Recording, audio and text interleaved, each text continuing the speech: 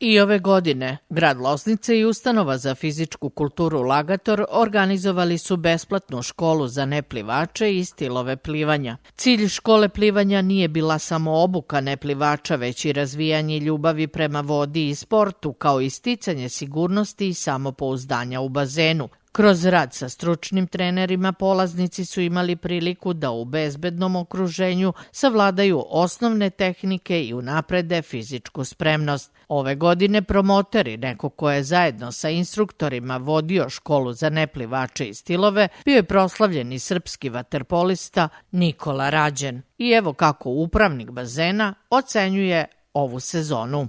Tako je, od ove godine jedna novina. Nikola Rađen sa svojim timom i zajedno sa našim spasiocima, instruktorima vodili su školicu plivanja za neplivače i za stilove. Kroz tu grupu je prošlo oko 120 neplivača i oko 80 dece na stilovima.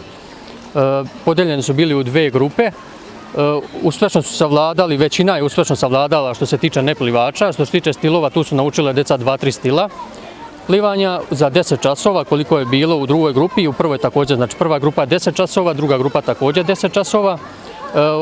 Otprilike tamo sredinom avgusta bit će dodela diplomica za sve koji su bili na obuci što za neplivače, što za stilove. Za 19 godina koliko se realizuje ovaj program u Loznici, više hiljada dece prošlo je kroz školu za neplivače i stilove. Od otvaranja bazena za sve ove sezone, 19. sezona je sada, prošlo je između 4 i 5 hiljada što se tiče neplivača.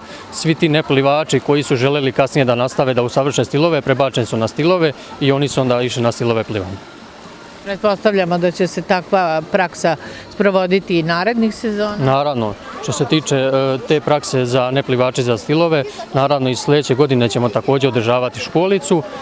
Moram reći da se taj broj 100-120 dece za neplivače popuni bukvalno za 5 dana. Velika je, što se kaže, navala jeste za to. Nemamo prostora da organizujemo više grupa. Te dve grupe što se organizuju, to je to u jednoj sezoni. Kao i prethodne godine, do kraja ovog meseca, na bazenima na Lagatoru biće organizovana i svečana dodela diploma za decu koja su pohađala letnju školu za neplivače i stilove plivanja.